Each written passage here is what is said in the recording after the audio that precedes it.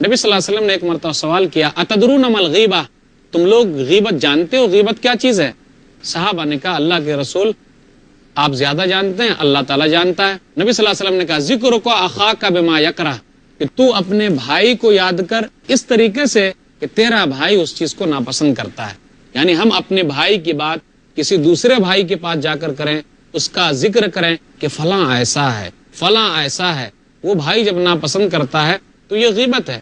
صحابہ میں سے کسی آدمی نے یہ کہا اللہ کے رسول اگر وہ برائی اس بھائی کے اندر موجود ہے تو؟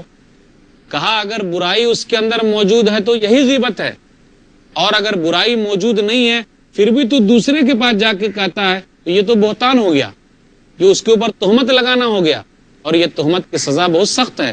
تو گویا کہ ہم کسی دوسرے کے سامنے کسی بھائی کے بارے میں کچھ بھی بیان کرتے ہیں جو بھائی ناپسند کرتا ہے تو ہم غیبت کر رہے ہیں۔ ایک جملہ ہم نے نکالا فلاں ایسا ہے، فلاں کے ساتھ ایسا ہوا، فلاں نے ایسا کیا، یہ چیز غیبت میں داخل ہے، اس لیے منع کیا گیا لوگوں کو کہ لوگ ایسے نہ رہے۔ آپ کو معلوم ہے یہ زبان کس طریقے سے ہمارے لیے نقصان دہ ہے جب ہم غیبت کریں گے۔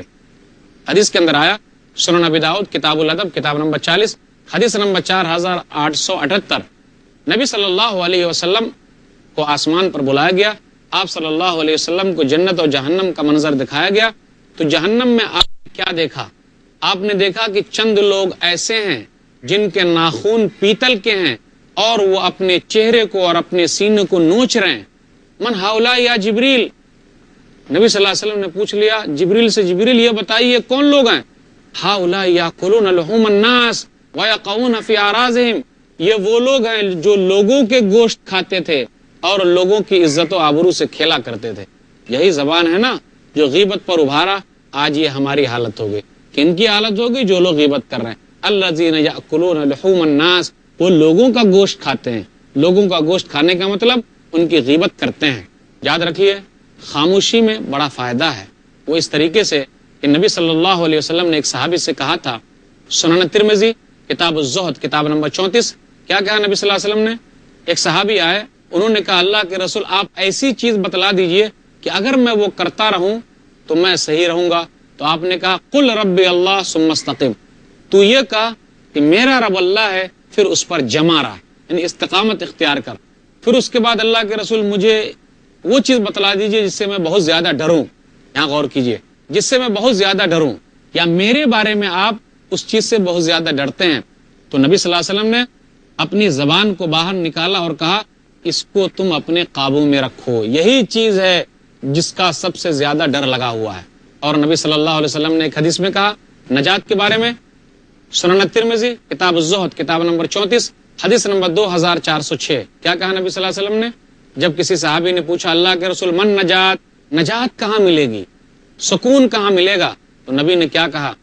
املک علیک لسانک، اپنی زبان پر کنٹرول رکھو، ولیسعک بیتک، اور تیرا گھر تیرے لیے کافی ہو، وابکی علی خطیئتک، اور تو اپنے گناہوں پر رو۔ نبی نے کیا کہا؟ اپنی زبان پر کنٹرول کر، اپنے گھر پر باقی رہ، اپنے گھر پہ رہ، تیرا گھر تیرے لیے کافی ہو، اور تو اپنی گناہوں پر رویا کر۔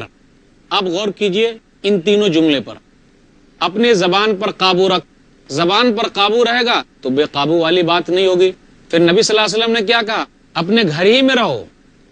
جب ہم گھر سے باہر زیادہ نکلیں گے، جب ہم فالتو کام میں لگیں گے، دوسروں کے ساتھ زیادہ گھلیں گے ملیں گے، تو یہ زبان کا استعمال غلط ہوگا۔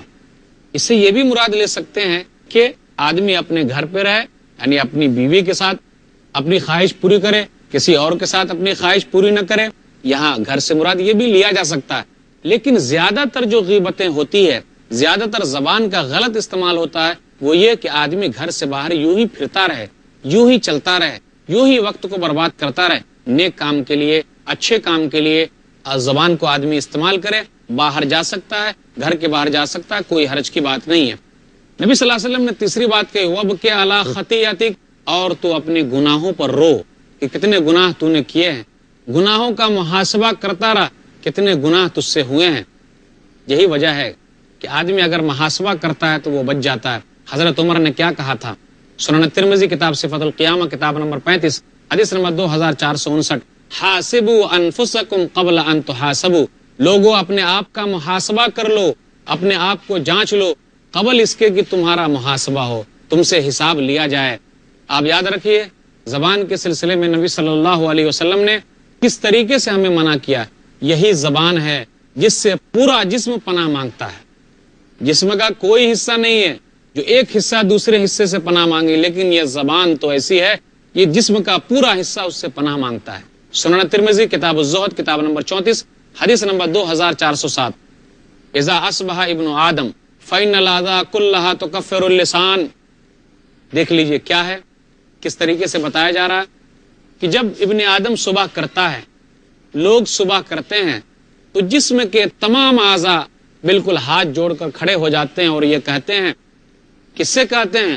زبان سے کہتے ہیں کہ ہم تو تمہارے ساتھ ہیں، تم صحیح رہو تو ہم صحیح ہیں، تم اگر بگڑ گئے تو ہم بگڑ جائیں گے۔ تمام اعضاء پناہ مانگتے ہیں، اتق اللہ فینا فإنما نحن بک فإن استقمت استقمنا وإن اعوججت اعوججنا۔ میرے معاملے میں اللہ سے ڈر، مجھے ڈر اور خوف لگا ہوا ہے کہ اگر تو سیدھی رہے گی تو پورا معاملہ سیدھا ہوگا، اور اگر تو ٹیڑھی ہو گئی تو پورا معاملہ ٹیڑھا ہو جائے گا۔ تو یہی زبان ہے جو لوگوں کو کس طریقے سے ٹیڑھے پن کی طرف لے جاتی ہے، اور اس زبان کے استعمال سے لوگ کس طریقے سے غلط کام میں چلے جاتے ہیں۔ ہم اور آپ جو چیز زبان سے نکالتے ہیں، سوچے غور کریں کہ ہمارے زبان سے نکلی ہوئی چیز کیا صحیح ہے کیا غلط ہے، اس کا محاسبہ کرتے رہیں، تولتے رہیں، ناپتے رہیں اور اپنے بات میں وزن پیدا کریں۔ آپ جانتے ہیں کہ جو لوگ عقل مند ہوتے ہیں وہ کم بولا کرتے ہیں۔ عقل مند لوگ پہلے بات کو تولتے ہیں پھر بولتے ہیں، لیکن جو بے عقل ہے، جو عقل کا استعمال نہیں کرتے، یوں ہی بکتے رہتے ہیں۔ ہوشیار آدمی وہ ہے جو اپنے عقل کا استعمال کرے اور کم بولے۔ لیکن اس کا مطلب ایسا بھی نہ ہو کہ جو آدمی نہیں بولتا ہے، کچھ لوگ ایسے بھی ہوتے ہیں جو نہیں بولتے، کیوں؟ اس کے پاس عقل کا استعمال ہی نہیں، تو ان کا نہ بولنا اچھا ہے۔ کچھ لوگ ایسے بھی ہوتے ہیں جب بولیں گے تو ایسا لگے گا کہ ڈس رہے ہیں، جب بولیں گے تو ایسا محسوس ہو رہا ہے کہ اس سے سامنے والے کے دل مجروح ہو رہے ہیں۔ تو بھائی آپ کا خاموش ہونا ہی بہتر ہے، آپ خاموش رہیے، وہ زیادہ بہتر ہے۔ وہ نہ بولتا تو اچھا تھا۔ جس طریقے سے آدمی جب خط لکھتا ہے تو آپ لفافے کے اوپر دیکھیں گے اس کی رائٹنگ، اس سے پتا کر لیں گے کہ خط کے اندر کتنا پاور ہے یا کس آدمی کا خط لکھا ہوا ہے۔ اسی طریقے سے یہ زبان جو ہے ہماری اصلیت کا پتہ لگاتی ہے کہ ہم کتنے پانی میں ہیں۔